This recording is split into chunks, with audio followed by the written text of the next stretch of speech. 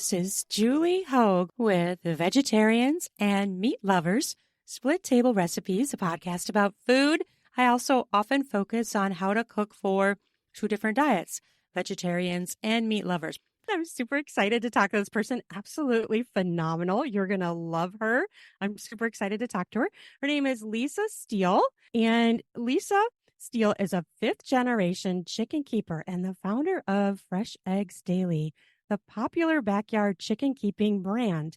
She's also the author of the Fresh Eggs Daily Cookbook and several other books on raising backyard flocks, and the host of Welcome to My Farm on Create TV, which she produces from her farm in Maine, where she lives with her husband, their corgi, and 36 chickens, ducks, and geese. Welcome, Lisa. I'm super excited to talk with you. Hi, thanks for having me. That is awesome. So fifth generation, that is amazing. So are you on the same land, or is it just that you're the fifth in your Yeah. generation? No, I mean, we can trace back 5 generations to my great great grandmother in Finland. My grandparents came to Oh. this country from Finland when they were kids, young. Mhm. So we've only been in this country for 3 generations, but I Mhm. can definitively trace back, and I'm sure it goes back earlier than that because back then everybody had to raise, whatever they were going to be eating. But my grandmother lived to be 99 years old, Oh, and it was wow. so much fun to talk to her about her grandmother Mm. raising chickens and that. And my grandparents had a chicken farm across the Mm. street from our house growing up, so commercial, like that was what they Oh, did to yeah. support their family. Not like commercial, like Tyson, but they had like a Yeah. Yeah. big, They sold three-story it. barn, 2 wings, whatever, and they sold to like local restaurants and Mhm. diners. And they had my grandfather had his egg root and everything. But yeah, they were legit chicken farmers. So I was like just a hobby 4-H'er as a kid, but Mm. definitely grew up with chickens. That's super fun to me because my grandparents were both born in Finland. My dad was therefore Oh, 100% Finnish as well. So like that's like my heritage too. So that's really fun. it's not very common either. I mean, it's kind of neat, and I wish Right. I wish I knew more. Like we have some old pictures and things, but Mm. yeah, so they fled like the Russian invasion or whatever and came over like in the early 1900s. So I grew Yeah, up my in Massachusetts. Oh, okay. See, mine came to northern Minnesota, and then my grandpa, he was born in Finland, he was a miner in northern Minnesota, so he was working in the mines. I think they were coal mines, I think is what they were. But yeah, they were both from there. I mean, then their names are all Finnish, and his grandparents spoke Finnish. Yeah. That's really funny because my when they both sides are my mom's and my dad's are both from Finland, but my Yeah. dad ended up in Salem, Oregon. But my moms, who we lived across the street from, they originally went to International Falls Oh, yeah. from Finland, and then I think they were like, you know what, we don't have to live where it's cold and snowy all the time, so they moved to Cape Cod. That's funny because that's where my dad was born, was International Falls, Okay, and his that's a his mom huge was community. Yeah. And his mom was 100% Finnish too. So both of his parents were 100% Finnish. So therefore, my dad was 100% Finnish too. So how fun. Yeah, fun little, didn't expect that connection. Right, exactly. So that's totally amazing. And I am a vegetarian, but my family eats meat, but I do consume eggs. So, and I really love, love, love, and I seek out buying eggs where they can be the chickens are in like a normal, so-called normal natural environment, which I'm assuming you must do. They're like free range and stuff like that. Yeah, they wander around our yard and eat bugs and Mm. stuff. It's Helpful, right? so, yeah, well, exactly. They eat the ticks and grubs and whatever. But yeah, it's kind of misleading because you go to the store and there's an egg carton and it says, antibiotic free, hormone free, which chickens who lay eggs can't have those anyway. So that's, meaningless. And then it'll say Oh, natural, yeah. Mhm. fresh, also meaningless. And then there's cage free, which everybody thinks is like, the buzzword. We want our chickens to be cage free, because everyone Yeah. knows that there are these little tiny cages, no bigger than a sheet of paper, and you feel bad for the chickens. But Right. cage free really just means that they've taken the cages away. And now all those chickens are just roaming around this huge warehouse, maybe Right. never going outside. Chickens are mean, Yeah. so they're pecking at Mhm. each other. And they've actually done studies Yeah. that the mortality rates are higher with cage free chickens Oh, because the cages right. actually keep them safe, Yeah. Yeah. where everybody gets enough food, enough water.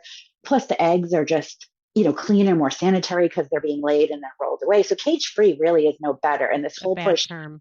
for cage free, to me, it's no better than cages. What you really want is pasture raised because that means the chickens actually, they get locked up at night, so they're safe, but then they are out on pasture, they're on grass or they're in wooded areas, they're getting sun and exercise and they're chasing butterflies and then like all the happy things that you want your chickens to Yeah. be doing. So Yes. I'm torn about the whole cage free thing because it's making egg prices go up because now these farms have to Oh, redo their whole barn area, oh, geez. but it really is not better, for the chickens. If I had to choose between cage free and caged, I would say caged just because Mhm. it's more sanitary. They are safer. I mean, chickens are awful. They're like the original mean girls, Yeah. they're just really bad. That's really good to know and put out there though, because well, see, I usually try to find free range or yeah, forage to pasture is another phrase I Free range, yeah. hear. Mm-hmm. So I Right. try to Yeah, any choose of those. those. But then my second go-to would be if they don't have that kind, then I would go to cage free. But that's good to know because maybe my second choice now would not be cage free because I didn't know that. And that's the problem too. People don't know that. They think, oh, They cage don't free, know that's what I want. Hmm. because the marketing, the egg board or whoever has done this huge marketing push, or Peter, whoever's pushing for it, without really Right. understanding chickens and how Hmm. these things work. I think my second choice, if you can't find like a true pasture raised or a free range, would be like your local farm. I mean, our local Yeah. grocery store has eggs from local farms. A Yeah. lot of times there's like almost nothing on the carton, but it's you can Hmm. look on the side and it says, local farm, blah, blah, blah. And Hmm. those chickens are out on the grass because local farmers are not, keeping Right. them in these huge chicken barns. So Hmm. yeah, I would probably go for a local farm. Our farmers market is always a great choice, or, raise your own chicken, Well, which I see highly that. recommend. Oh yeah, absolutely. Yeah, I have a farm right by me too, which is just fantastic. And I think they get them from some other farm, but it's like an Amish farm or something. And they're just out. So I have a question, which probably is silly. Why are eggs different colors? Like, why are they different colors? Are they different kinds of chickens, or what makes the Yes. shell a different color? It's not a silly question. So I, grew up around chickens. They laid brown eggs just Hmm. because that's the breed of chicken. And most supermarket eggs have been white traditionally only Hmm. because chickens that lay white eggs tend to be smaller. And so the feed conversion rate is greater. So, or lesser, Mm. whatever it is. So it costs Yeah. less to feed that chicken to lay that egg. Whereas the brown egg layers tend to be like the bigger girls, they eat more food. So it always kind of Hmm. was like the farms had brown eggs and the supermarkets had white eggs. So growing up, we always had brown eggs. And I never saw a white egg until I started going to sleepovers at my friends' houses. And their moms would make breakfast with white eggs. And I was like, what the heck is a white egg, What's this? And then I didn't even realize that there were chickens that laid blue eggs. We got Oh. chickens again when I was adult, like 2009. I was watching Martha Stewart's show one day and she had her chickens on with her blue eggs. I had no idea. My grandparents' chickens didn't lay blue eggs. Right. So yeah, it's just a breed of chicken. Different breeds just lay different eggs and they apply a pigment, on all eggshells start out white and then the different Okay. breed, put pigment on depending on what color dye that chicken has in her, basically. I've heard so many like weird rumors, like, oh, the white ones are bleached. Oh, the brown ones are healthier. Like all these like weird rumors that are probably not true. Not true. The strictly just the breed of chicken. That's what the color egg depends on. The diet of the chicken is going to make the egg yolk a different color. So like if you get a really, Mm, really dark orange egg yolk, that chicken has been out eating leafy greens and, pumpkin and parsley and like all the things that have the beta ah, carotene in it. yeah. Um, but some of the commercial farmers include into that and they'll add marigolds or, Oh, corn or something to the feed to kind of artificially make them orange. yeah. But the chicken's diet directly affects the color yolk. Not Wow. because I've read things also like, oh, if you feed your chicken this or that, it'll change the shell color, which is not happening. But the Oh. yolk color is completely, I mean, at times, because we live in Maine, so at times Mhm. the chickens have had a lot of lobster shells, and the yolks will Oh. turn almost like a salmon pinkish color. Wow, I've never even seen that. Like I've seen dark orange versus lighter. Mhm. a lighter yolk, but I've never seen that color. Wow, that's Yeah, it's fascinating. amazing. It's kind of like flamingos. Aren't flamingos pink because they eat the shrimp or whatever they eat? Yeah. Yeah. But then you Hmm. can see lighter ones and darker ones. Like there's lighter pink flamingos and there's darker pink flamingos. Right. It's so interesting. And so you've made several cookbooks, and that is an arduous process, right? Like, tell us what that was like for you. And, did someone take your photos? How many times do you make your recipes before you're like, this is it? Good question. I actually wrote a couple books on raising chickens prior to the Oh, cookbook. okay. And Hmm.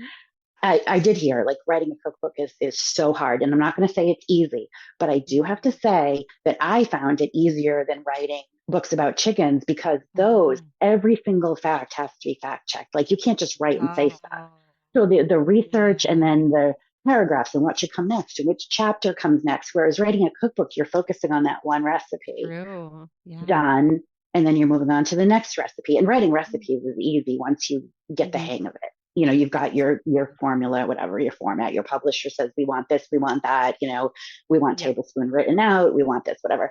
And you're just writing a short little head note. So I found that easier because it's almost like 100 little mini projects instead of here's this Yeah. book with 8 chapters.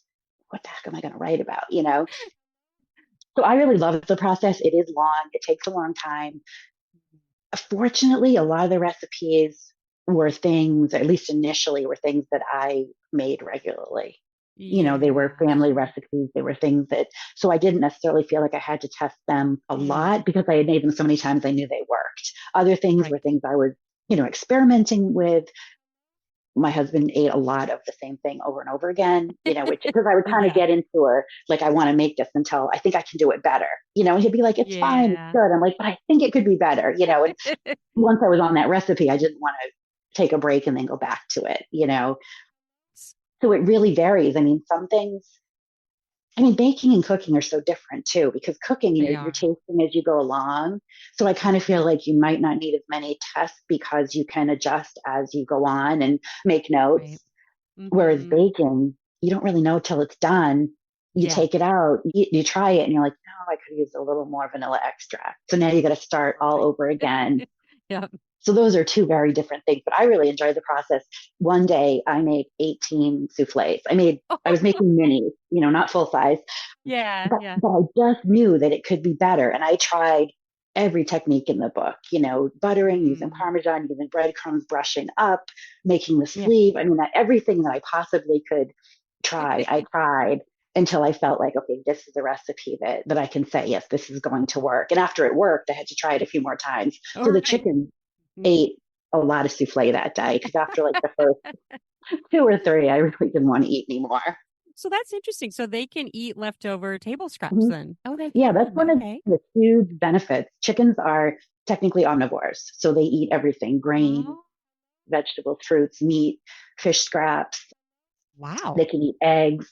There's a very short list of things that could be toxic for them. But for Yeah. the most part, anything from the garden, I keep a container when I'm cooking, and all the ends and scraps and trimmings and leaves and stems and whatever goes in there. I think people who don't feed their chickens the scraps, they're really missing out because you save on your Yeah. feed bill. We Hmm. wouldn't we have a compost pile, but we never use it anymore because the chickens basically compost everything, and then Right. they poop and it goes on the garden. So it's a Yeah. nice Yeah. circle. It is. And I like that too because it's like they're eating natural foods. They're not eating like some Mm. processed weird stuff. It's stuff that you are eating. I mean, it's fresh, it's normal And it's foods. a wide variety, everything in Mhm. moderation. So, the healthier you eat, obviously, the healthier your chickens are going to eat. You shouldn't be giving them, the stale Oreos or Cheetos or the something. whatever. Yeah, exactly. But other than that, like if you have stale ends of bread, nothing moldy or whatever, but Yeah, yeah. berries that are a little too soft, lettuce that has wilted, like when you do refrigerator clean out, that's their Hmm. favorite day. Just a Oh, big that's bowl of so just funny. everything. Yeah. That's so fun because like we have dogs and we have a guinea pig. And so I love to just feed them, stuff that we have too. You have to be careful, of course, with dogs because they can't have much salt and there's certain things they can't have. But so I totally identify with that because it's fun to just feed them and be like, they're like, and they get excited too. They're like, yay, I like this. I like this piece of chicken or whatever. Oh, so excited. In fact, I'm working on a blueberry cake recipe and we've eaten most of it, but there was, a little sliver left. I gave that to them this morning. They love blueberry cake. Not as a regular diet, but it's just like Right. it's not going to kill them, in moderation. They pretty much eat everything. So I don't know how this works. So like you have a certain proportion that are, or do you have only hens, or do you have the male chickens Mhm. too, or how does that work? We have had roosters on and off, mostly because I hatched eggs and we ended up with one that I couldn't get rid of, and they're hard to rehome. But no, you don't need a rooster for the hens to lay eggs. I'm not a huge fan of roosters. I mean, first of all, they crow all day long, not just in the Yeah. morning. Mating season is rough. Your chickens look like they've been, in bar fights because the roosters, Right. hopping on them. The roosters are good for breaking up fights. They will kind of referee Mm. between the hens if they're fighting, and they do look out for predators, but a rooster is not going to be a match for a dog or coyote or hawk, No. or like they're just going to get killed first, so Yeah. Hmm. I'm not a fan of the rooster. It's personal preference. Hmm. They're mean. They can be very mean. I've had roosters rip through my jeans and like slash my leg. I mean, they're, Wow. the Oh. testosterone kicks in and they want to protect their flock against everything. Oh, So, sure. That makes sense. yeah, Yeah. So they're doing their thing. Yeah. Mhm. Yeah. So you don't even really need them. And I've heard of other people like, so what is in chicken feed? If you're doing just the feed, is that's what do they put in the feed?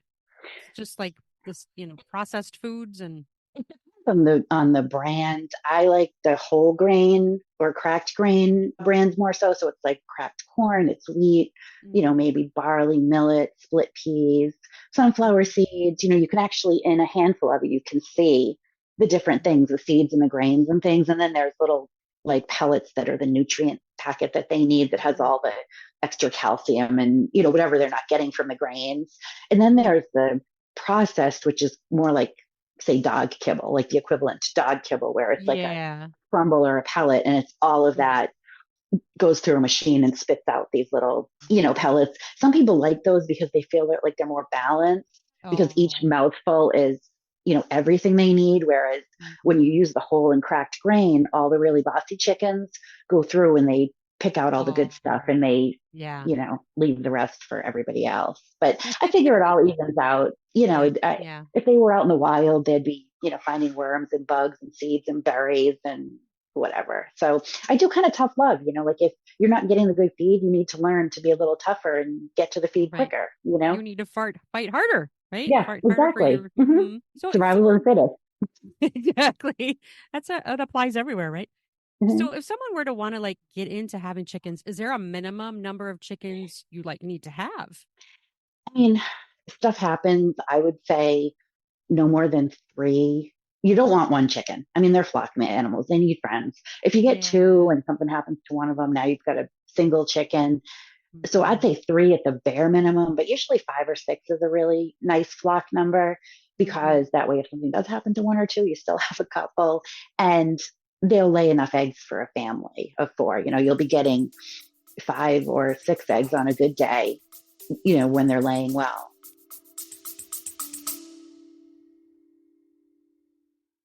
Instacart groceries delivered in as little as 1 hour. Free delivery on your first order $35. Save yourself that trip to the market. Instacart delivers groceries in as fast as 1 hour. They connect you with personal shoppers in your area to shop and deliver groceries from your favorite stores. Free delivery on your very first order over $35. Following the link in the show notes lets Instacart know we sent you and help support our show. Multiple stores available. Shop all of your favorites on a single order. The products you love from your local stores. Hand selected by shoppers based on your preferences. Delivery to your door in as fast as 1 hour. Instacart highlights deals to help you save money. Don't we all want that? Find everything you usually buy and get smart suggestions for new items. Instacart picks the freshest produce and keeps your eggs safe too. Woohoo! Those are things I want. Try it out today. You will love it. And so you're in Maine, so they can obviously go outside in the winter in the Mhm. snow and that doesn't seem to bother them. Oh, they hate snow. It's not going to hurt them, but they don't like it. do they ever choose to like not go out then if they see snow? I'm like, nope, I'm not going out there. They do at the beginning of the season, and then like this time of year, they've kind of given up and they figure there's just going to be snow on the ground forever, so they finally venture out onto it. But they hate walking on it, so I'll shovel spaces for them or put down straw. They have pallets they can stand on, because you do want them outside getting fresh air, sunlight. But as far Yeah. as the cold, I mean, we get down below zero, and Mhm. they're fine. We don't heat our coop. They're Oh, very wow. cold hardy. Mm-hmm. Oh, that's nice. So tell me a little bit more about your show. That sounds really amazing and super fun. It is really fun. It's on Create TV and also local public television stations across the country. And it sort of is kind of like a day in the life. Come with me. Maybe I'm collecting eggs, say hi to the chickens. Then I'm off to a strawberry farm to get some strawberries. I come home, make strawberry shortcake, save the chips of the tops of the strawberries for the chickens, maybe make them a little treat out of something, just kind of a like that, nothing super structured, but I, always cook something or bake something. And then I've been going to local farms to kind of give people an idea of what Maine is like too. Very nice. So you have a lot of Mm-hmm. the regional flavor out there for people to see what it's like of Mm-hmm. living it there. Oh, nice. Have you always lived in Maine then? No, we moved here, I guess almost 9 years ago now. But I mean, I grew up in Massachusetts, so New England definitely is Yeah. home. I love the seasons. Mhm. Yeah. The Foliage. winters get a little bit long for me anyways in Minnesota, but Yeah, we're expecting snow again. There is still some snow on the ground. We're expecting snow again mid this week. And at this point, I'm kind of over it. By April, oh we yeah. don't need any more snow. But then, come October or November, I'm always, rooting for more snow. Right. So do you find yourself using fresh eggs daily? Like do you actually use them every day? You do, yeah. I would say probably yes. I mean, definitely for breakfast, but then, whether you're breading something to make, eggplant parmesan or, using them for an egg wash for a pie, or I mean, there's eggs in Yeah, almost everything. there is. Yeah, and it works really well. Like, lately I've been having to make one of our dogs has a kidney failure. And so I have to make like some chicken to hide his pills in. So like I Mhm. had just started doing this weird thing recently where I'm trying not to have additives to it. So I just scramble eggs and I put it over the chicken breast and cook it. And it actually works. I don't know what Mhm. it tastes like, but he eats it. I don't know if it Yeah, keeps it dogs moist love or not, eggs, but and eggs are so good yeah. for dogs too because like the lutein for their Mhm. eyes, and Yeah. also just for their skin and their coats and everything, the fats in the egg. I mean, eggs are they're a complete protein. They're Mhm. so they're a great protein substitute for, like you said, you're vegetarian. So Mhm. subbing in eggs for meat, and they're so versatile. So you can do Yeah. so much with them that Yep. I almost feel they're more versatile than regular proteins. Yeah. A lot of times, even if I'm making soup or ramen or whatever, I'll just make some like soft, cooked eggs, slice them in half, stick them on top. It's just a Yep. kind of a Yep. nice way to get a little extra protein flavor, use up some of Mhm. our eggs, and they cook so Right. fast. They So it do. almost can be an afterthought, oh, I should make Mhm. some eggs and stick them on top. I know my middle son always does that. He'll take eggs and he's making himself ramen. He'll just add eggs to it, like So it good. works quite well. So, what do you Mm-hmm. think about people eating raw eggs? Is this a really bad idea or do you think it's okay? So I personally love mayonnaise, tiramisu. Those are probably the two big ones. Eggnog. Yeah. Um, I think that there's a lot more dangerous things you could be eating. The risk of salmonella is pretty slim, especially if you're using your own eggs or if Okay. you're using fresh eggs. So the longer an egg sits, the more chance bacteria can get in and bacteria can multiply. So if you're going to be making something that uses raw eggs, hmm definitely should, find the freshest eggs possible to use for that, Okay. just to minimize the risk. Something like eggnog, it should have alcohol in it. So that, helps to kill Yeah. the bacteria. But yeah, and the whole thing with Benefits. it, I love runny egg yolks. And in fact, one of the first reviews on my cookbook on Amazon was someone gave it 1 star and said that I Oh, advocate eating raw eggs, which is, oh, geez. dangerous and all this other stuff. And I was like, really, I don't think it's a big risk. Obviously, if you're immune compromised, if you're super old, if, hmm you're pregnant, whatever, you should stay away from it. But to me, eating a hard boiled egg, unless it's like super warm, and has just been cooked, is like eating a well done steak. Like that is not how that food is supposed to be consumed. Like a jammy, Mhm. slightly runny, like kind of set yolk is just perfect. Right. Perfect. You always have to have those trolls that give you those ridiculous, nonsensical reviews, right? And then they give you a low rating for a reason that doesn't even, it's not real.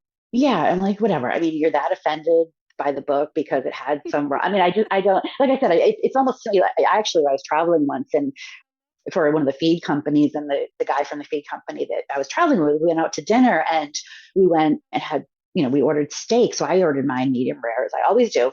He ordered Mhm. his well done.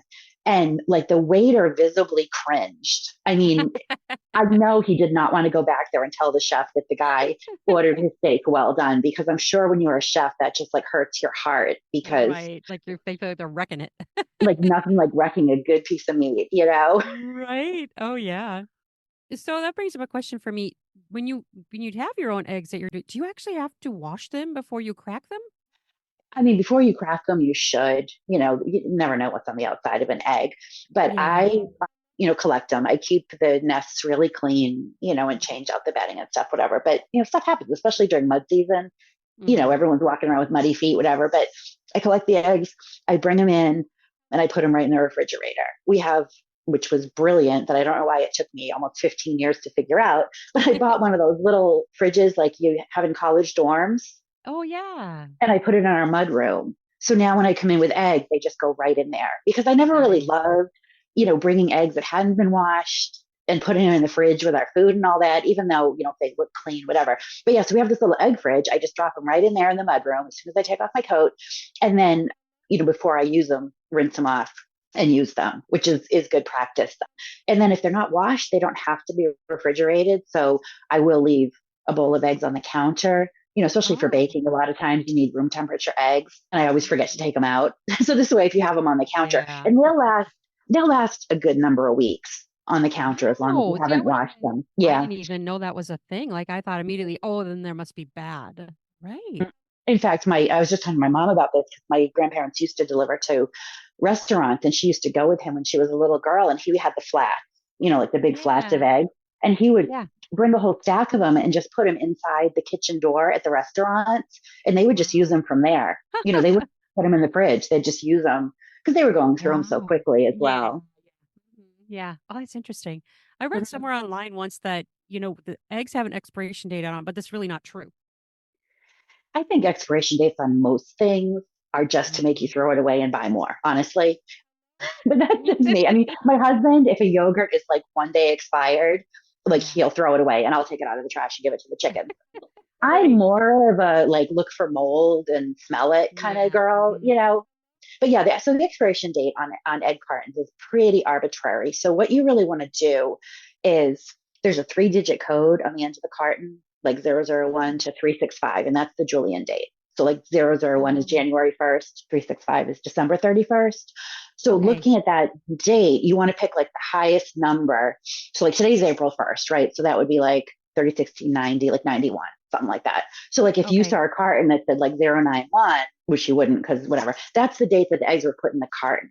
So like Okay. you would want to pick like a number in like the high 80s if you were buying eggs today, as opposed to like a carton that says 002, right? So Okay. now you know when the eggs were put in the carton, and they're Mhm. going to be good.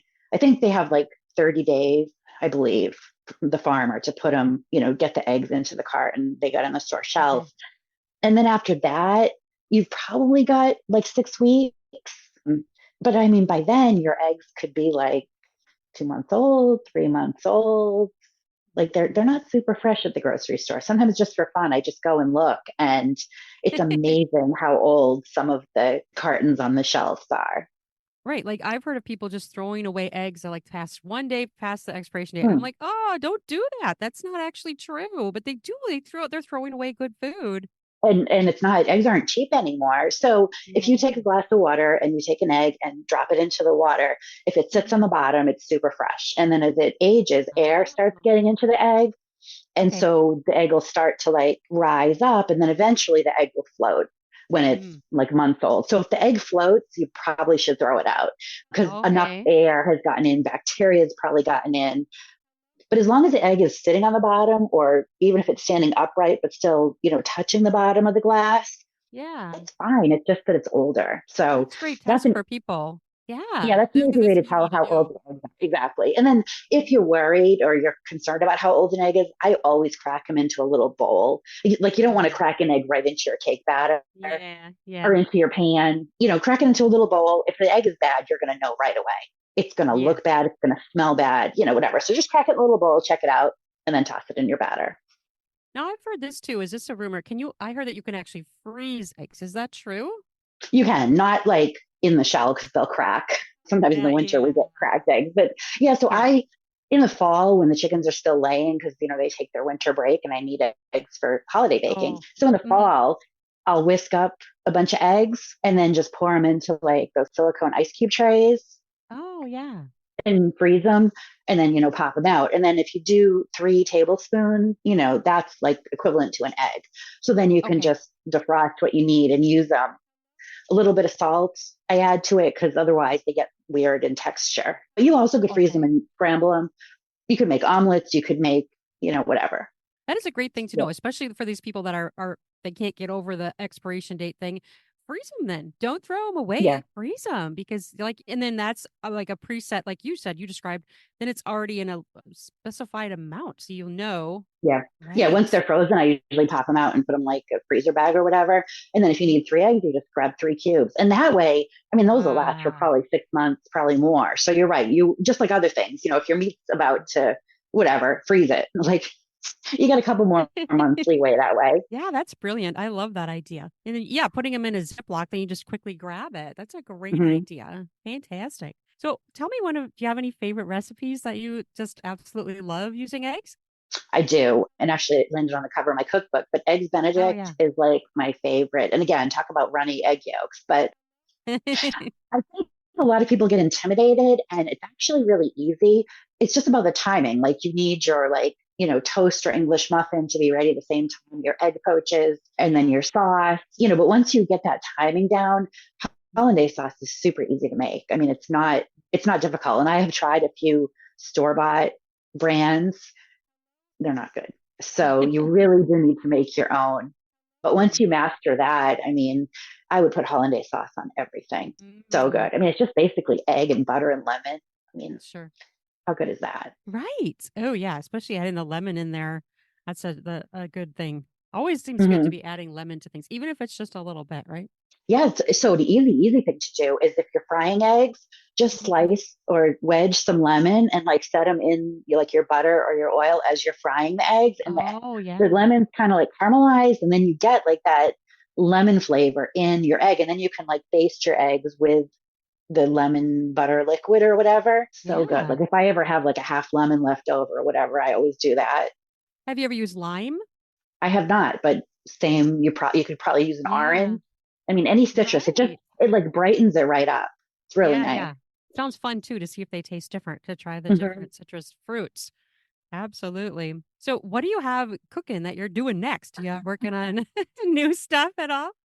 Yeah. So actually, and I'm like a super impatient type A kind of person. So I have been bugging my agent about another cookbook. So my cookbook came out February of 2022, so just over 2 years ago. So I have been Okay. bugging him about another cookbook. And Yeah. just last week we had a call and he's putting together a proposal or started to think about like how to kind of Mm. structure a proposal. So I'm very excited about that because as soon as that's done, he'll start pitching it out to some publishers, which is Oh, so nice. fun because Oh, yeah. I've been testing recipes. Like if you could see the floor of my office right now, it's recipes and photos. And yeah, so I've been working basically on the next cookbook since the last one because, I'm why sit sure. around? Might as well get started Oh, on it. yeah. So when, I finally got on the phone with him and he said, well, like, where are you with, the process? And I was like, I have 135 recipes, all tested, typed out, photo. I mean, I don't use my own photos. Like I'm not a food photographer. So we had a professional Sure. photographer, but Oh, I yeah. think it helped them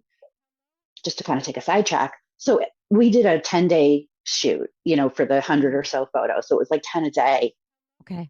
10, 10, 10. Yeah, like 10 a day. So each morning when I got there to the studio, I had taken photos of each recipe, mostly for me to remember like what was what, because sometimes you Mm. name something and they're like, wait, well, but it was Right. helpful for them because they had my photos, so they put them on the fridge with magnets. Oh, yeah. So we knew A, what we were doing for the day, but also they could get an idea of like my vision of Mm. what it should look like. None of them came out looking anything like my photos did, but I think it was helpful for them just to get an idea of like what I had in my head, you know? Right. But then them being professional food stylists and photographers, they took pictures that were 1,000 times better. But yeah, it was really helpful. And it's helpful when you're organizing the book too, if you have like 4x6s of each recipe, because then you can kind Mm. of lay them out like in chapters and say, okay, that looks Right. good. Maybe this one should come before that one. So that's kind of the stage I'm in now, like on my own without a cookbook deal. But why not? You know, it keeps me busy. So, and then we're also working on season 3 of my TV show, which, Oh, yeah, so hopefully we'll start shooting that this summer, I hope. And then it'll start airing probably next year around this time, hopefully, as so long as all goes well. do you plan them all ahead of time, like what you're going to do each one before you start the season? Yeah, and it's kind of hard because the first season we had a crew from Arkansas, which meant we had to just hope the weather held out because if they flew up here, to Yeah. shoot 3 episodes or whatever, and it ended up raining the whole time. But luckily, we have enough Right. indoor kitchen stuff, so we try to plan around the weather.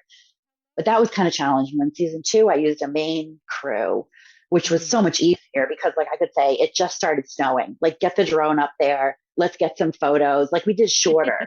They could come Right. out for the afternoon or whatever.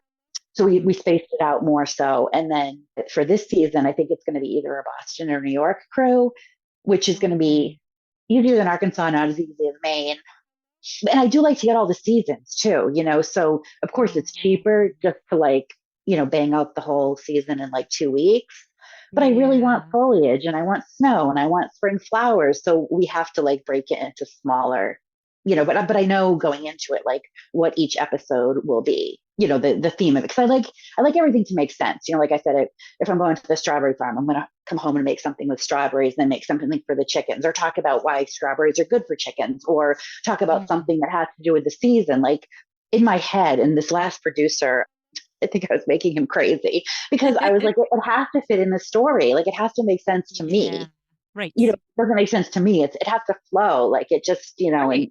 Hmm. I don't think he was a guy. He wasn't really, he was like, it'd be cool. We could do this. I'm like, but it doesn't fit into my narrative. Like Right. You I want it need to to be have my, authentic. they're like little mini movies kind of like. So Mhm. I need it all to make sense, but it is a blast. I mean, I absolutely love doing it. The TV show is the most fun thing. I would do it year round if I could. Oh, It's just, that's awesome. yeah, it's so much fun. And so are you basically the one on the show or do you ever have other people coming on too? So it's my husband, like we have to like bribe him heavily to be on the show. So, we'll be like sitting by the fire pit and it'll be like a shot from behind us. Or we were sitting on the porch eating ice cream once and he was like blurred in the background. So, or he'll be on the tractor like, 2 miles away. So he's a very reluctant participant. My mom flat out, she's like, don't even mention that you have a mother. Like, I don't understand Oh, why my family is so against being on television. that is very strange, right? Yeah, I mean, it's most right. people will be like, "Oh, cool, yeah, I want to do that," right? Well, my friend, so I did an ice fishing episode this last Oh, season. And so yeah, my friend is a realtor up here actually, but she taught me how to ice fish. So I sure. said to her, do you want to, we'll rent an Airbnb on a lake. Do you want to come and we'll do an ice fishing episode? She had Yeah. a blast. She would be in every episode if I asked her for next season. So we're trying to come up with something that we can have her come back again because I mean, we had hair and makeup done. Like it was just a blast. We had Oh, such fun fun. like those 3 days. Yeah. But then every episode I do go, like I went to a cow farm and I learned how to milk a cow. So there's like other Mm. farmers Oh, in sure. it, you know. But Right. yeah, my Well, that's family, cool. my family is just awful. That's They pretty don't want to funny. be part of it. Yeah. Unusual. You'd think that they'd be like, "Yeah, let me do that." Like some people are really into that kind of thing. And my mom, she's like, I don't know where you came from, but I do not want to be on your television again. Which is funny. And funny, Oh, we used to have a German Shepherd, and oh yeah. she also did not want to be on television. Really? Like, see the cameras and hide. And then our corgi was like, every shot is about me, right? Like, we'd have to Right. push his face away from the camera because, they'd be down on the ground trying to get the chickens. The Yeah. photographer would literally be laying on his stomach with his camera, and the corgi would just walk right up to it with his nose, so I feel like people either love it or hate it. Isn't that funny how dogs are so different too? Like we have one dog that if you hold up your phone, he like gets shy and he like tries to turn away. Hmm. And the other one will like one of the other ones will like pose. I mean, they're like literally will pose. It's so I funny. think they know what's up. My father-in-law had a Sheltie, and we used to laugh that the Oh, Sheltie thought that the camera was going to steal his soul, like the American Indians feel like, because that Sheltie, he saw your camera and he was out of there. Like he was not, like, don't take my picture. oh, that's so So funny. We used funny. to have a Sheltie too, but he wasn't like that. But our other dog that's kind of like I think he's a feist terrier, but he's like that. He's like if you hold up your phone or picture, he's just like, oh my gosh, and he like starts to turn away, like like we're about to attack him or something. Yeah, They're so they funny. they So, they know. how did you deal with having a dog, or you still have a dog, right? With the Mhm. chickens, does he try to go after the chickens? No, we've had two German Shepherds and a Corgi, and they have all been wonderful, and two have been rescued. Oh, So we didn't sure. have them. And well, so our first German Shepherd was like 9 when we got our first chickens. So Oh, wow. we knew she had never seen chickens, but she was wonderful. I mean, she was maternal. She was like the kind of dog where you'd give her like a stuffed animal toy or something at Christmas, and she would Yeah. like lay her head on it, and she would like, such the maternal instinct. So she was great. I mean, Right. she would lay down and the chickens would walk. She didn't care. So then we rescued this other German Shepherd who, if you gave her a toy, she would immediately rip its head off and like, Oh, yeah. pull the squeaker out and whatever. Yeah. We were like, great, she's going to kill the chickens. And she also Yeah. was wonderful. We had to do a lot of like Wow. on leash training and behind the fence, and we had to teach her leave it, drop it, those Yeah. kind of things. And she was great too. And then the corgi we rescued as well. And all he wanted to do was just herd everybody. Like, he's a herding breed. So he wanted to like herd the Yeah. ducks, herd the chickens, like, and never bothered them. And then finally gave up when they didn't pay attention to him. So, I mean, 3 out of 3, we've been super lucky because, yeah, dogs will attack chickens. I mean, that's just, they're fun little squeaky toys that run around. So, Right, right. Yeah, I mean, we've had experience with that too. Like our one dog, we've had rabbits and guinea pigs, and some of the dogs have like sit on the couch with them. Like there's no obviously not all dogs are going to be like that, but it's amazing to me to see that when obviously that would be prey to them if they yeah. were in the wild. But I mean, yeah, exactly. And our dog, they will go after squirrels, chipmunks, wild turkeys, Right. bunny rabbits. So it's not like they don't have this. But I think, especially German Shepherds, are so smart. Like once they realize that they're part Mm. of your family, Yeah. I think they get it. And like we would give our German Shepherd an egg. Like when I would collect eggs, I would give her an egg in her mouth to like carry back to the house. And so I think they just get it. Like they're like, oh, these Mhm. are, but then if a wild turkey runs into the Oh, yard, they're like yeah. after it in a second, which is That's crazy how they know. That's so true because when I think about it, yeah, the same dog, if they saw a squirrel running, they'd like bark and chase it and be like, oh, like get all growly and stuff. So yeah, that's true. Maybe they just get it. Like, okay, But they this, didn't see the guinea pig as prey. That's funny. yes. Oh my gosh. And we still have two dogs that can sit on the same couch with the guinea pigs, which is totally crazy to me.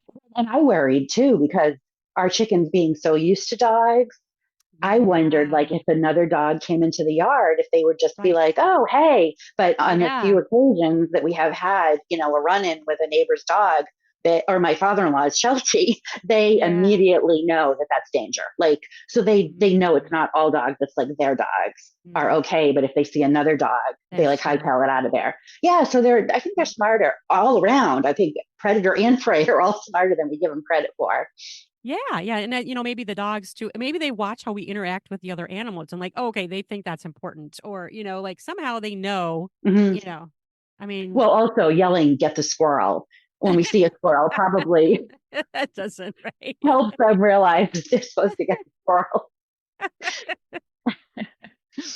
So I forgot to ask this question earlier. So if you have all these things ready for a cookbook, I mean, basically, it would be pretty fast for you if you have all the prep work done to You actually would get one think. out there. So, well, I would, after we, sign the deal and whatever, I would turn everything in. And Mhm. at that point, they would probably hire a recipe tester. And they don't Okay. test every recipe, but they'll Mhm. test some. And good recipe testers can just look at a recipe Oh, sure. for the most part and tell if it's going to work, if whatever. So then that, Yeah. and then they would give me edits either on, like, well, boil for how long, or, what should it look like, or what should it smell like, or here's your head note edited, whatever. So then while that's going on, then the photo shoot, it would have to have all the photos taken and then formatted, because there's, colors, font, there's Yep. covers, they'll submit like 8 or 10 different covers and say, what do you like? You can't do the cover until after the photo shoot's done. Then after the whole thing is approved and done, they're all printed overseas. So now you've got to get in the print queue, and then it's got to get back on a boat and hope that the boat doesn't hit a bridge, or a whole container ship sunk. I remember like the fall after my book came out, a container ship sunk. I think it was in a storm or something. And there were like 3 big cookbooks on that ship. And that was like their whole inventory. Like it went down. So they had to get them all reprinted, and all the release dates had to be pushed like 3 or 4 months. So, if all goes well, you're still talking probably 6 to 8 months, even after like all my part is done, just for it to go through the process and then finally, get to Amazon and Barnes and Noble and everything for sale. It's usually a 2-year process, like start to finish. But like you said, where I've done, and who knows, maybe they'll hate the direction I'm going and say, we want to do quick and easy. And then I'll be like, okay, well, that, 80 recipes aren't going to work now. So whatever, Yeah. And that's kind of with my chicken books. Like my husband would always say, like, why don't you just write the book while you're waiting for your next deal? And I said, but if they don't like the direction I'm going, it's going to be wasted. So like my chicken books, I would never even start writing until the deal was signed, because what if this whole idea they hated, and now I've wasted my time. With recipes, it's a little different, because I know it's going to be eggs, Right. And basically it keeps me busy. It's something to do, and we eat eggs anyway, so I might as well just keep trying different recipes, and Right. so. And with the recipes too, you could save some of them for another book. Like it would, but that's different than the chicken book. Yeah. I totally get that. You could be like, okay, well, I'll save these for a future project. Yeah, of course. Yeah. And my mom, well, she'll appreciate this. She keeps telling me that I should write like a Scandinavian cookbook. Oh, yeah. And I was like, Mom, but I don't really, I kind of do. I have some recipes. I don't think I have a whole cookbook full of Scandinavian recipes, so that would take some work. Yeah. And I do have a few Scandinavian cookbooks, but like our family favorites. And then I'm thinking, well, should I not include them? I had like 1 or 2 in my, this book, but I have like 5 or 6 for this next book. I'm thinking, well, maybe I should hold those back, because if I ever want to do that, then I'll have those. So yeah, there's a lot. So that's why I just keep, you have about 100 recipes in a book, give or take, but I just keep going, because like the more the merrier, like you said, or maybe they'll say, we just want to do savory this time. We don't want any dessert. Well, there's 44 recipes that will be for another cookbook, Right. You're already a leg up for another topic, in other words, another focus for a book. So it's never anything wasted. It's just, when is it going to get used, perhaps? And worst comes to worst, I can throw them all up on my blog, Right, which we should talk about that. What else do you have on your blog? You have recipes, obviously, and info about your show. I don't have a ton of recipes. So I have a lot of articles about raising chicken, ducks, and geese. Yeah. A little bit of gardening, some herbs. I do have some recipes, because even way before the whole cookbook thing happened, I always like secretly wanted to be like a food photographer and, food blogger. But the chicken thing was less competitive. I knew more about it. It was easier to rank, so that's kind of the focus of the blog. And then kind of a light bulb came on, because, now I'm thinking, oh, I need to have more recipes on my blog. I need to do more recipe reels. I need to put them on social media. And my mom she said, but why would I buy your cookbook if all your recipes are on your blog? Right. And a light bulb went off. And I said, you know what? That's a very good point. Yeah. And if someone wants my recipes, they have to buy the cookbook.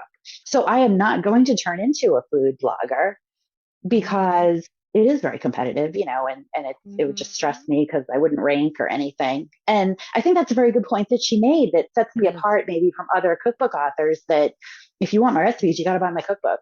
That is very true. It's like an exclusive. It's like, if you want the exclusive, if you want this part, you have to buy the cookbook, and it's going to help you sell cookbooks for sure. Yeah, there's a great idea. And I do have enough recipes on my blog, most of my family favorites, things I've made over and over again, that I think people can get a good idea of, what I'm about. So it's not like I don't have any recipes. You just out of left field, I'm like, now buy my cookbook, but yeah, I think bloggers who put out a recipe a week or 3 recipes a week, or and they've got 800, 1,000, 2,000 recipes on their blog. Right. Yeah, I think that it makes it harder to sell a cookbook because, Mm. 'cause my mom says, she says, I can go to the library and I can just Google any recipe I want and print it out. And I'm like, you're right about that. And she So is right about that. But yeah, it's a yeah, good idea to have some on there, kind of like a hook to be like, here, either. but Yeah. try what?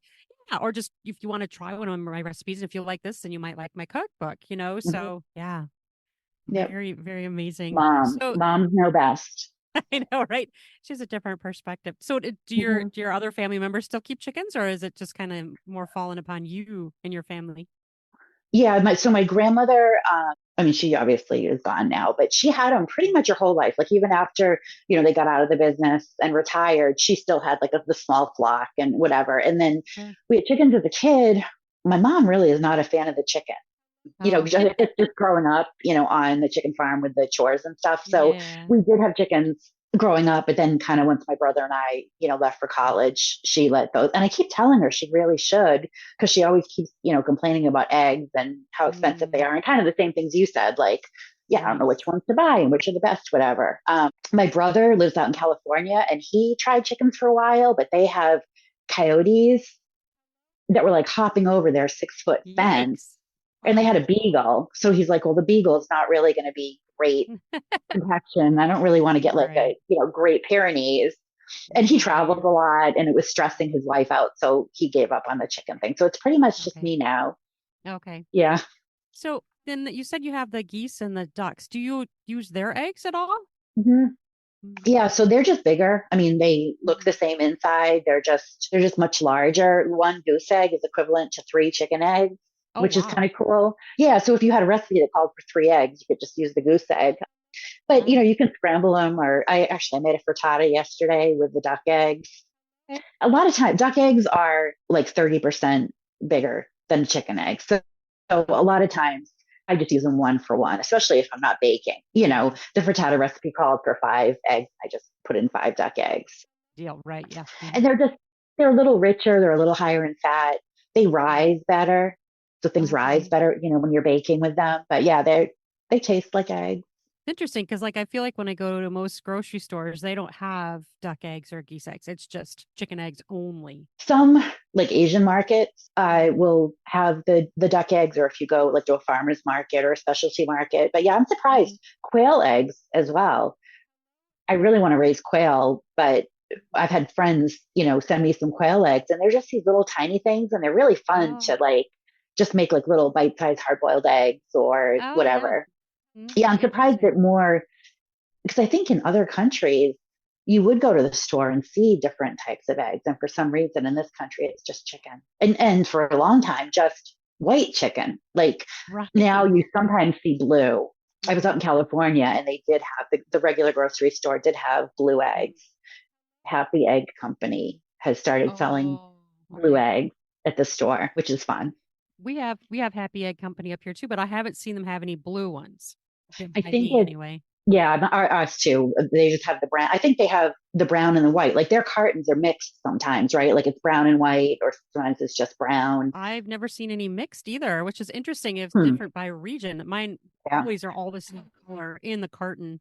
I think it's by region, because I did see them in California, but I've never seen them here in Maine. So they must distribute, to different areas depending on what they think will be popular. Right, right. So interesting. So it's different. It's interesting to me how it's different in different regions, but I guess it just is what people have in that area. Do you like to raise one particular chicken, goose, or duck better than the others, or are they kind of all just kind of fun for you to do? Or do you have a favorite? I guess is what I'm asking. So we started out with the chick, like I had chickens as a kid, whatever, then took a break. I went Mm. to college, had a job, whatever. And then we got chickens in 2009. My husband was in the Navy and we had like kind of just moved and I didn't have a Uh, job and whatever. So we got chickens. Backyard chickens were kind of getting big then. So we went to the feed store. And as we were picking out the chicks, which I felt super comfortable with, because even though I yeah, didn't really know how to raise, like I had grown up with them. So I was like, I can figure yeah. out this. the nitty gritty, right? But they also had ducklings. And my husband was like, oh, we'll take some of those too. And I was like, okay, I've never had ducks. I know nothing about raising ducks. So Right. it was like a crash course. So we've had the ducks and chickens together for like almost 15 years. We got the geese, Okay. I think 4 years ago. I finally talked him into geese. If I had known now, if I had known then what I know now, I would have actually skipped the chickens and just gone with the Oh, ducks. And we love the wow. geese too. The ducks are happier, easier, more cold hardy. They don't Okay. get sick as much. They lay bigger eggs that are better for baking. Just so many reasons. I find the ducks so much easier and they're so much more fun. Like someone Yeah. said recently that ducks always act like they're late for a meeting. Because everyone will be out in the yard and the chickens are just kind of like milling around looking for worms. And all of a sudden the ducks just go like tearing across the yard. That's cute. And I said, or fleeing a crime scene. Like Yeah, they are yeah. always doing, they're so funny. And so, yeah, so much as my husband says, don't tell anybody because chickens are like our bread and butter, but Yeah. the ducks are just so much easier. And I'm surprised they're not more popular. And then the geese, the only problem with them is they only lay for like a month or two each spring. Oh, So they don't okay. lay as much. So if you only had geese, you really wouldn't get enough eggs. But the geese Yeah. are like 100% maintenance free. They're so smart. They're so funny. They Oh. literally eat grass. Like you can almost raise geese.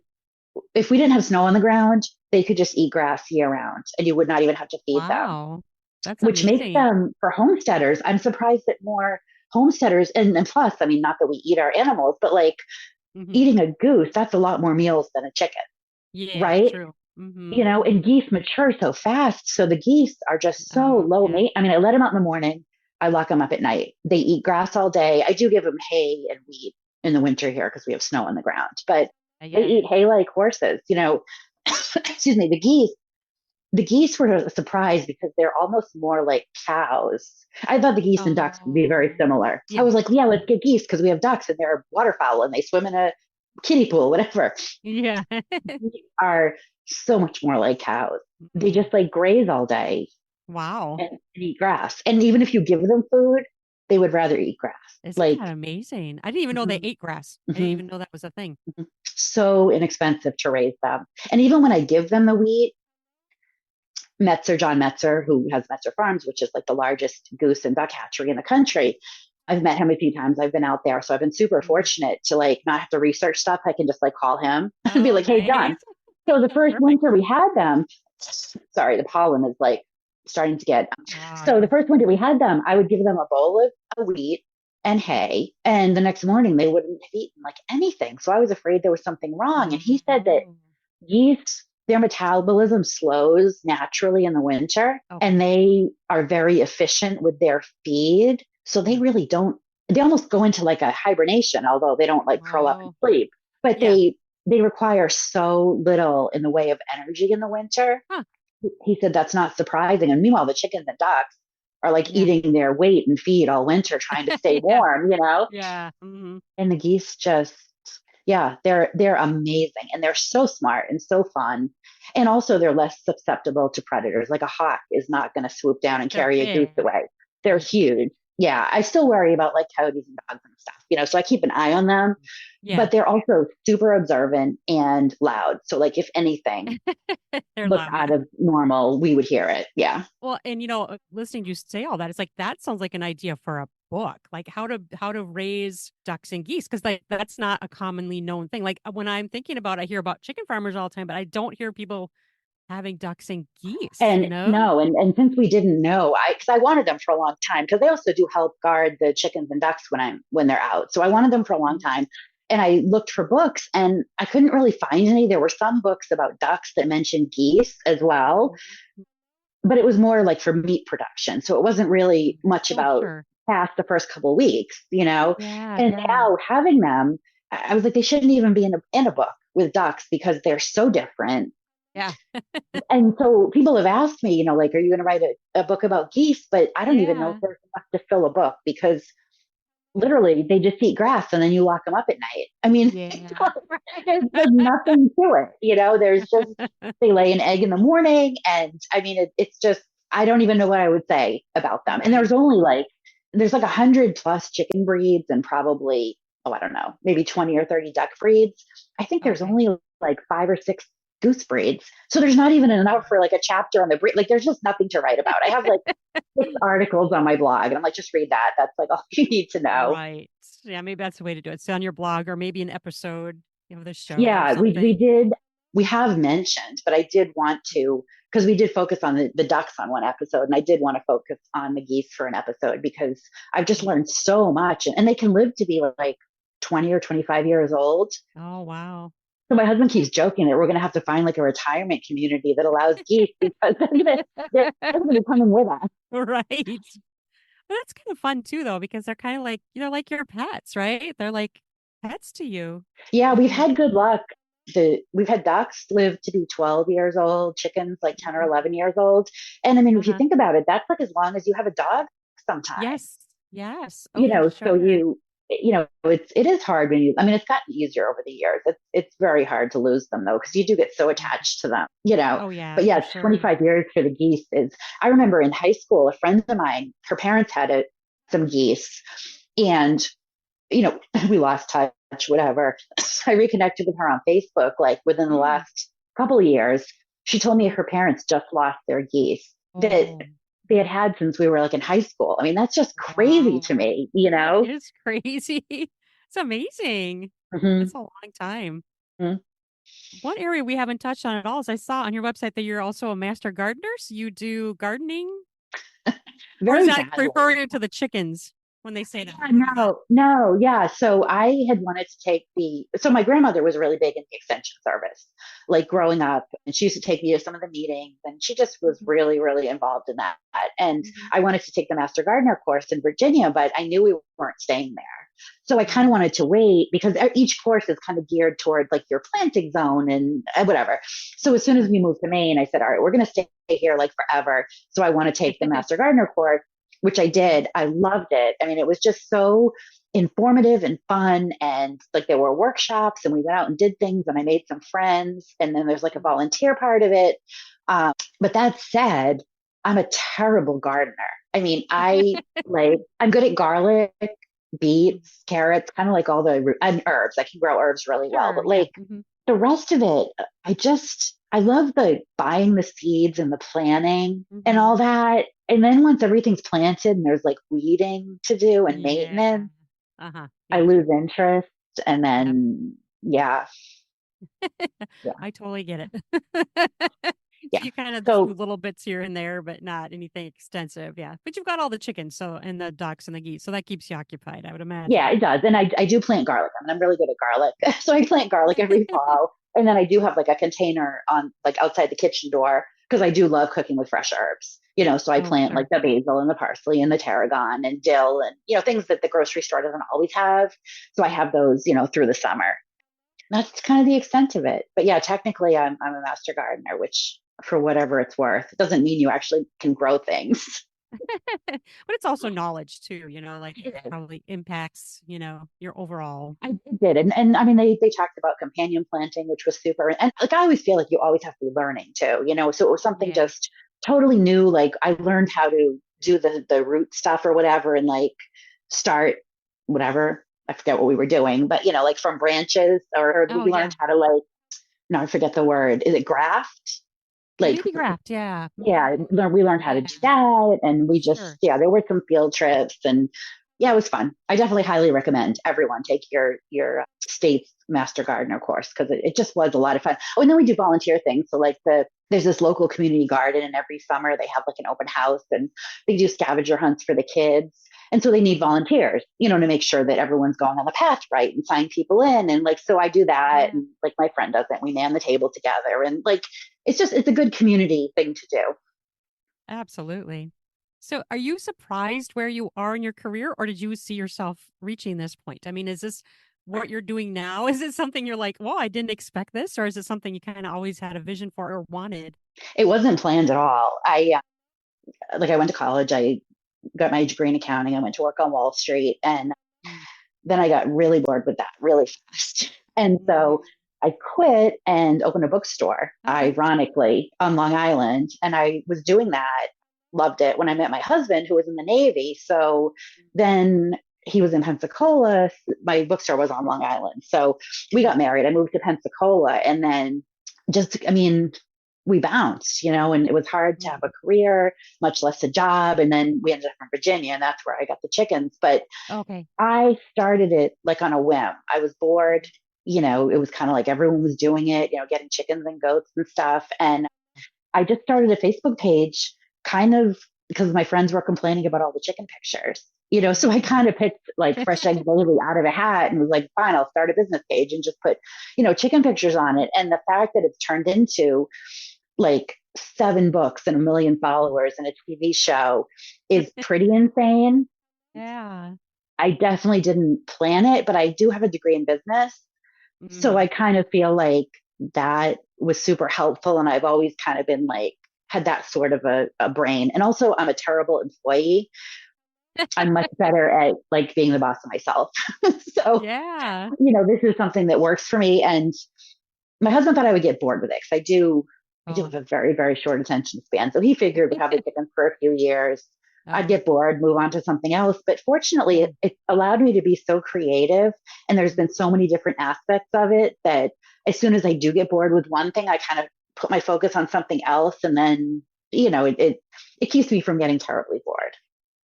That's very cool. That's very cool. So kind of just naturally kind of unraveled and since you have you're an entrepreneur, it just kind of went that path. That's very Well, cool. after I started my blog, which really was just people kept asking me the same questions on Facebook, like over and over again. And blogs were kind of Oh. new back in 2011, 12. They weren't super Yeah. popular.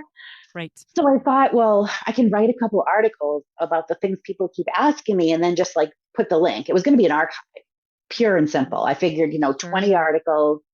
And Hmm. then someone said to me, you can get brands to pay you to put ads on your blog. And a Oh light bulb yeah. went off. And I was like, oh, Right. okay, game on. Yeah. And I think I charged like $10 a month the first year or something like that. You know what I mean? But Yeah. Yeah. then, I mean, 700, almost 800 articles later, and I still have more to write about, which I can't believe that there's always Awesome. something else to write about. But yeah, Yeah. it's definitely been a fun journey. And yeah, I enjoy it. And I think Oh, I'm that's helping. I think that, especially in this world of social media and TikTok and Reels and everyone being an yeah. instant expert. And I mean, I've seen people offering courses on raising chickens whose chickens Mhm. haven't even started laying eggs yet. Oh, Like, geez. they haven't even had them like a full year. And they're offering courses that people are paying for. So, like, I think Um, having like a voice of reason and mhm. a place where people know that they can trust because I've been doing it for a Mhm. long time. I know what Yeah. I'm doing. I have the books behind me. I think it's comforting to people because I get a lot of Mhm. emails saying, I keep hearing this, or people keep saying this, or I'm in this group. I need to ask you because I know what you tell me is going to be the right answer. And that makes me feel good that, they know that I'm there after they've exhausted everything else, you know? Yeah, So, they trust you and they know you have the experience. So it that mhm, you have a reputation. right. That's very cool. Very cool. Right. And I So don't have to kill myself making reels and TikToks. And I like, it's not right. my goal to go viral in any way, shape, or form. I don't want to Right. jump on the latest trend. I don't want to like none of that. I want to do things that last, that Hmm. people can, refer back to. I have some Hmm. YouTube videos, not a lot, but like the books, Hmm. TV show, the blog, like they're always going to be there, and Yeah. they're constant. They're not just like this is the latest on my Instagram or whatever. Right. I mean, that's so true because you put something on social media, it's kind of like a blink. It's there and then gone. People on to the next thing. But books and in a blog, it has staying power and it's always there. Once Yeah. you create it, it's always there. It Hmm. is, and it's easily retrievable. And people will say, "Oh, I saw something on your Facebook, and now I can't find it." And I'm like, "Well, because Facebook isn't really like searchable. I mean, it is, but like, Not and like to that, me, to no. spend so much time creating this content, which some of it is truly wonderful, but some of the stuff I see Yeah. on social media, and like you said, once it's not the latest post, like no Hmm. one's seeing it, and to spend that much Right. time creating something Right. to me, that would be so frustrating. Like, at least when I do the Right. TV show, I know that it's on television. It's going to be on the PBS website. It lives on and they're going to keep airing it for, Right. however many years. And so Hmm. taking pride in creating content that lasts, I think is important. Right. I mean, and that makes me think of a podcast too, because you can scroll through all those ideas and you can get back to it. You can bookmark it. Like, oh, Mhm. I want to be able to see this episode again. It's kind of like a blog in that way. But yeah, I mean, if people are going to be doing this stuff on social media, it's almost like they need to be creating it for more than one spot instead of just that one Mhm. blink. Mhm. It's yeah, it's kind of Yeah, that either throwaway. YouTube Mhm. or yeah, and I love doing podcasts because yeah, more than radio shows, because I feel like radio shows are almost like social media, because I don't think people really go and look at radio shows and go back. But Right. podcasts, you've got this archive that is Yes. searchable and Hmm. it's important. Yeah, it's searchable and you can scroll through and find it easily because all the titles are just right there. Because I Mhm. mean, yeah, I have people going back to all episodes, and listening to them. So it's not like they can't find it Like a or one and done. Like it's been right. on and now it's gone. Yeah. Yeah. Yeah, exactly. So where else can people find you? You mentioned Facebook and Instagram, YouTube, right? Yeah. Yeah. And yeah, at Fresh Egg Daily. So Facebook, Mhm. Instagram, Twitter, X, whatever you call it. I'm not really active there anymore. Yeah. Threads, which who the heck even knows what that is? But yeah, I'm there. YouTube, Pinterest, Pinterest is blog, good for Fresh you, Egg Daily. probably. Yeah, Pinterest does really well.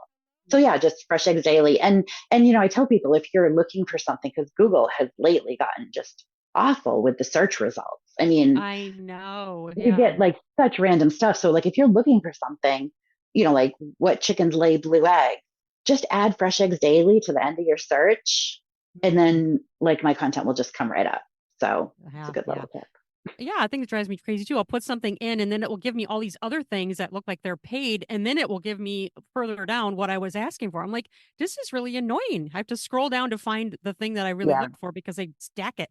It's And irritating. in videos, even before this latest thing, videos, like I don't want to watch it. My husband will watch a video. Like if he needs to know how to change the wiper Yeah. fluid or whatever, he wants to watch a video. I do not want to Yep. watch a video. I just want to read something because I can read it in 4 seconds. But you have to scroll through like Right. 6 videos and then Yeah. 3 Reddit threads and now Quora and then, yeah, 3 paid. And then on the second page, you finally start finding like reputable results for what you're looking for. So, yeah, it's just a mess. It's frustrating. Mm-hmm. Well, is there anything that we haven't talked about that you wanted to mention or you think is important or really anything at all? I don't think so. I hope people will find this interesting. I don't know. I think eggs are fascinating. Chickens, not so much. Kind of over the chickens at this point, but I get that people love them and want to raise them. But yeah, no, it's been really fun chatting, and I think the conversation just kind of flowed, and we covered a lot. We did. It was really fun. I really enjoyed it and I learned stuff too. Stuff that Excellent. maybe, yeah. So thank you so much for coming on. This has been fantastic. I really appreciate you taking the time and thank you. Thank you for having me. You have a good day. You too. Okay, bye bye.